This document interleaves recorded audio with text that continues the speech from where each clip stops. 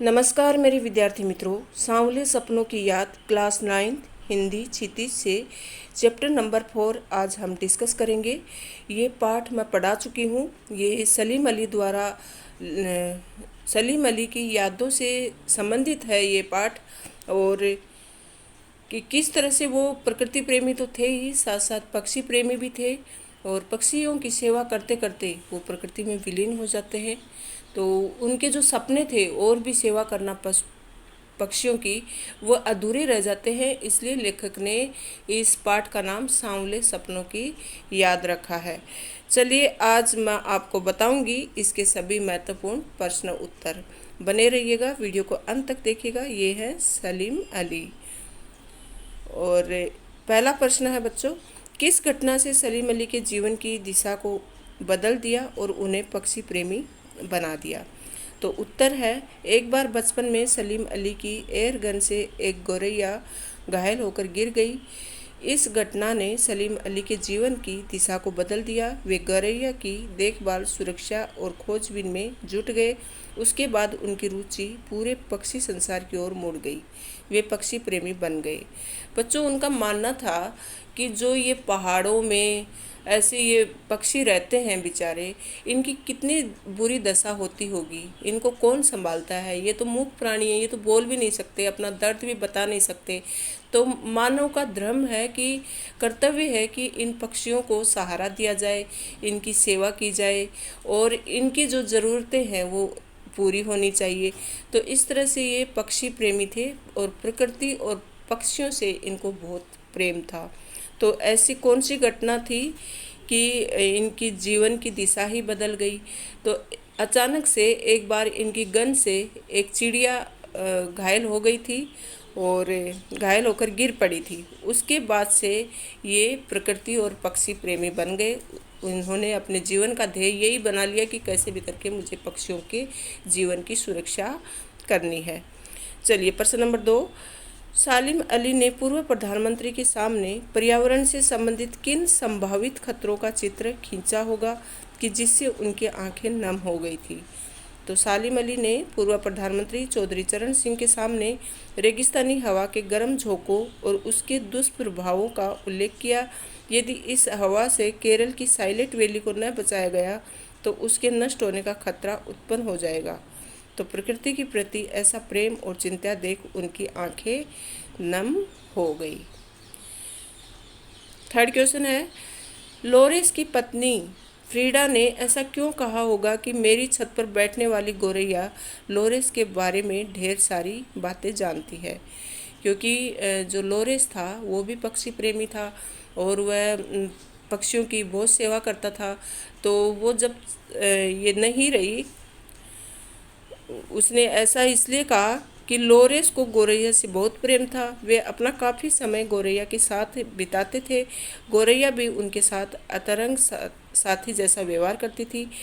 इनके इसी पक्षी प्रेम को उद्घाटित करने के लिए उन्होंने ये वाक्य कहा। तो फ्रीडा जानती थी कि लोरेस जो है वो पक्षियों से बहुत प्रेम करता है और इसलिए उसने ये बताया कि मेरी छत पर जो गौरैया बैठी है उसके बारे में मेरे पति को ज़्यादा जानकारी है और मेरे पति के बारे में गौरैया ज़्यादा जानती है। प्रश्न नंबर 4, इस पाठ में लेखक ने सलीम अली के व्यक्तित्व का जो चित्र खींचा है उसे अपने शब्दों में लिखिए। तो लेखक ने सलीम अली का जो चित्र खींचा है वह इस प्रकार है। सलीम अली प्रसिद्ध पक्षी विज्ञानी होने के साथ साथ प्रकृति प्रेमी भी थे। एक बार बचपन में उनकी एयर गन से घायल होकर नीले कंठ वाली गौरैया गिर गई थी। उसकी हिफाजत और उससे संबंधित जानकारी पाने के लिए उन्होंने जो प्रयास किया उससे पक्षियों के बारे में उनकी जिज्ञासा ने उन्हें पक्षी प्रेमी बना दिया। वे दूर दराज घूम घूम कर पक्षियों के बारे में जानकारी एकत्र करते थे और उनकी सुरक्षा के लिए चिंतित रहते थे। तो वे एक बार रेगिस्तान के हवा के झोंकों से बचाने के लिए साइलेंट वैली को प्रधानमंत्री चौधरी चरण सिंह से भी मिले और प्रकृति की दुनिया के अथाह सागर वो बन गए। सांवले सपनों की याद शीर्षक की सार्थकता पर टिप्पणी कीजिए। उत्तर है, सांवले सपनों की याद एक रहस्यात्मक शीर्षक है। इसे पढ़कर जिज्ञासा से पाठक आतुर हो जाता है कि कैसे सपने, कौन से सपने, किसके सपने, ये सपने सांवले क्यों हैं और कौन इन सपनों की याद में आतुर है। तो सांवले अपने मनमोहक इच्छाओं के प्रतीक हैं। ये अपनी प्रसिद्ध पक्षी प्रेमी सावली मली से संबंधित हैं। सालिम अली जीवन भर सुनहरे पक्षियों की दुनिया में खोए रहे। वे उनकी सुरक्षा और खोज के सपनों में खोए रहे। वे हर किसी को नहीं जानते थे। वे हर कोई पक्षी प्रेम से इतना डूब नहीं सकता जितने कि सालिम अली। तो इस शीर्षक के माध्यम से यही समझाने की कोशिश की है। ये शीर्षक सार्थक तो है ही, किंतु गहरा और रहस्यात्मक भी है। चंदन की तरह घिस घिस कर इसके अर्थ तथा प्रभाव तक पहुंचा जा सकता है। सांवले सपनों का हुजूम कहाँ जा रहा है और उसे रोकना संभव क्यों नहीं। तो सांवले सपनों का हुजूम मौत की खामोश वादी की ओर जा रहा है। इसे रोकना इसलिए संभव नहीं क्योंकि इस वादी में जाने वाले वे होते हैं जो मौत की गोद में चीर विश्राम कर रहे होते हैं। वे अपना जीवन जी चुके होते हैं। प्रश्न नंबर 7, मौत की खामोश वादी किसे कहा गया? इसे घाटी की ओर से लाया जा रहा था। तो उत्तर है मौत की खामोश वादी कब्रिस्तान को कहा गया। इस घाटी की ओर प्रसिद्ध पक्षी प्रेम सलीम अली को ले जाया जा रहा था, जो लगभग 100 वर्ष की उम्र में कैंसर नामक बीमारी का शिकार हो गए थे और मृत्यु की गोद में सो गए थे।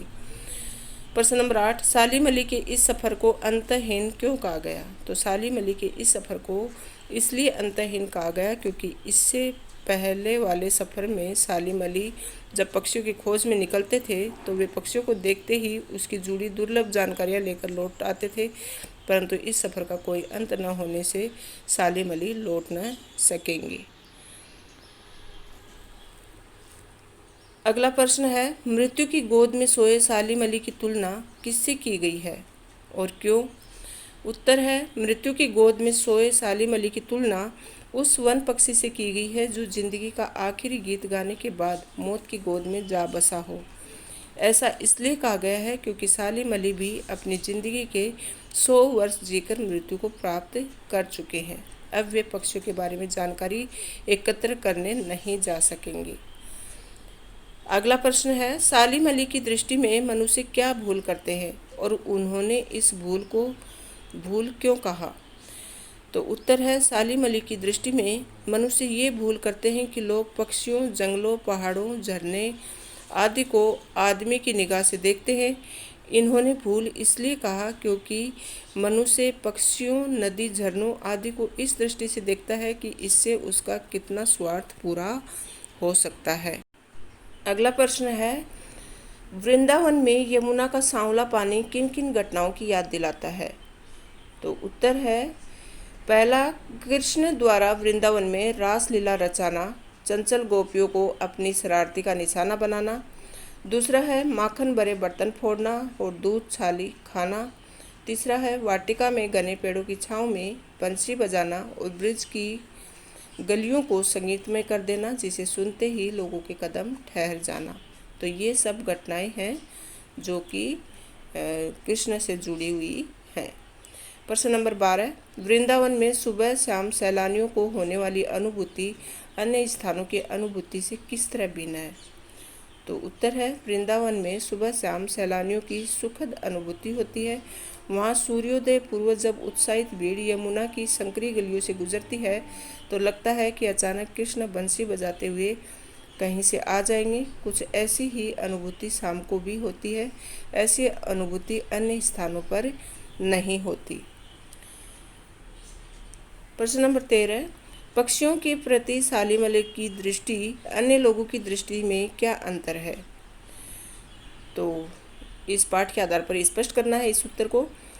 उत्तर है सालिम अली दूर दूर तक पक्षियों की खोज में यात्रा करते थे। वे अत्यंत उत्साह से दुर्गम स्थानों पर भी पक्षियों की खोज करते थे। दुर्गम यानी कि जहाँ पर कोई नहीं जा सके, ऐसे स्थानों पर भी सालिम अली पहुँच जाते थे और पक्षियों की सुरक्षा के बारे में सोचते, उससे जुड़ी दुर्लभ जानकारी हासिल करते। परंतु अन्य लोग पक्षियों को अपने स्वार्थ और मनोरंजन की दृष्टि से देखते हैं।